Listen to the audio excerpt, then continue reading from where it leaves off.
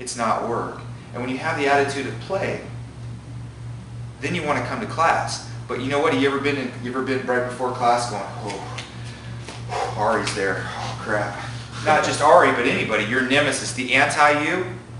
Do you have the anti-you somewhere? Wherever that person is? The one that everybody else kicks his ass except you, and you can't figure out why, but you're kicking everybody else's ass who kicked his ass? The anti-you.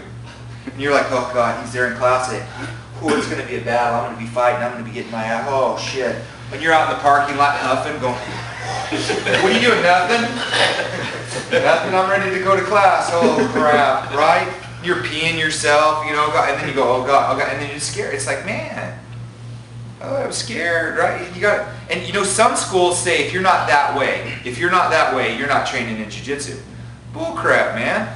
Bull. I don't subscribe to that attitude. They can go and be scared and all that. Why? Because guys won't stick around. Pretty soon, the drama of it, having to go every night, having to put your ass on the line every single night, gets real difficult for you. Right? We don't want that. We want it to be fun. I'm going to play with go roll with the guys, have a good time, play around, work on some new stuff, get swept, and appreciate his sweep on me. Rather than, fuck, he swept me. God, getting pissed, throwing your belt off, walking out the door, going shit. You ever seen that guy? You tap him and like the end of the world just happened. He's coming up, taking all those swords off the wall. Just, oh shit, I hate this place. Like, whoa, dude, like you've never lost before? You should be laughing when you get to, oh, dude, you got me. Good job. And get right back into it. Get right back into it. If you came over to my house, and I don't play video games, but some of you probably do. Let's say I came over to your house, and you threw me the controller, and we're playing against each other in whatever video game. And I lost, and I threw your controller down and walked around your living room, pissed, screaming. What would you do? You go, you want to play again? Yeah. But it's your video game, right? So you might be a little better at it. But me, I'm just not, my whole world has been shattered because this video game has been. Right? And what you should do is you go, oh, I lost. Hey man, let's hit reset. Let's do this again. Let's do it again. Let's do it again. And we're there for 4 or 5 hours playing video games. I'm getting better, having a good time playing. Instead of, hey, this has got to be the end of the world, because my very soul and self-esteem rests on playing Halo. Right? Oh my God. But that's how we treat jiu-jitsu, like it's me versus you, when really we're a team here and we're all trying to get the team better. Now you say, well, what does that get you? Let me tell you about Keith Owen Brazilian Jiu-Jitsu. Keith Owen Brazilian Jiu-Jitsu was ranked 7th in the U.S. at Grappler's Quest. Anybody been to Grappler's Quest before? Anybody hear of Grappler's Quest before? A few of you have, right? We go to the Pan Ams, we go to Naga. Our school goes to a lot of different places, and we win a lot of gold medals. But you know what? They are pretty good. But we just tend to be better. Why? Because all the guys in the school will tap at any time, we play around. They don't get hurt. Last thing I'm going to say, and then we're going to get going on this. The other night I had a competition night where I went like this. I was telling Ari, I go, here's the deal, everybody in the school, we're doing just like we're in a competition. You guys have 3 minutes. Here's the deal, you go for submission. If you tap, you owe me 25 push-ups. If you tap out, you owe me 25 push-ups.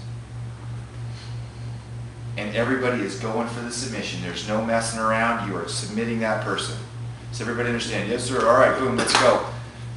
3 people got hurt that night, when nobody gets hurt in my school. One guy got his teeth pushed back on his lower gums there, right back. He's a little pissed about that. One guy hurt his arm, another hurt his shoulder. How'd you like to lose those 3 guys? You know what I'm saying? Those 3 guys, whoever they are, they're out. And now you can't train with them. Why? Because they're injured. So I went, you guys see what just happened tonight? Yeah, we see that. You're going for it, trying to submit 100%, not caring what happens with your partner, and look, people get hurt. And then you don't have anybody in your school, and then you and another guy are going, hey man, how's it going? Good. You want to roll again? We don't have any of the cool guys that were once in our school, right? So the feeling in jiu-jitsu needs to train. But we got a bunch of muscle heads who do wrestling, who come in, and no offense to wrestlers, no offense, I'm not saying that, but they think, oh, hey, no one ever starts a collegiate wrestling program outside of a school, do they? Hey, dude, you want to start a collegiate wrestling program and we'll just wrestle and pin each other? No, dude, I get hurt too much. I don't like that. Yeah, no one likes it. But those wrestlers will go, hey, we'll start a jiu-jitsu program.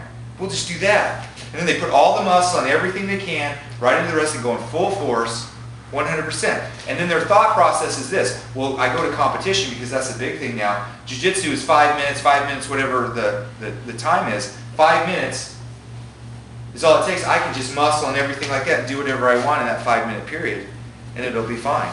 And they get away with it. But what happens is their technique suffers, and they're not really good, and then they don't last. I mean, they won't last 5 years. They get hurt, and they retire. I'm going to quit. And they think that's the norm. Well, the norm, guys, in jiu-jitsu is going to be 70 years old and being a black belt. That should be the norm in jiu-jitsu, is that you make it to your black belt. And the way you do that is have a good instructor and good training partners where everybody's helping each other to get better. So if people call me names for the style of jiu-jitsu I have, I look around and go, well, how many? I mean, I got a lot of medals on my wall over here. I guess I'm doing something right. And I got a bunch of guys in my school. I guess I'm doing something right. And you just got a bunch of dirty gi guys over there that aren't really, that cycle in and out. Wow. All right? So don't be a knucklehead. Look for the good technique. Practice the 3 T's, man. That's all you got to do. You keep to the 3 T's, everything will be fine. But you think that you're going to add a little muscle on something, it takes away from you. All right? You guys ready to get going? Yeah. Enough talking?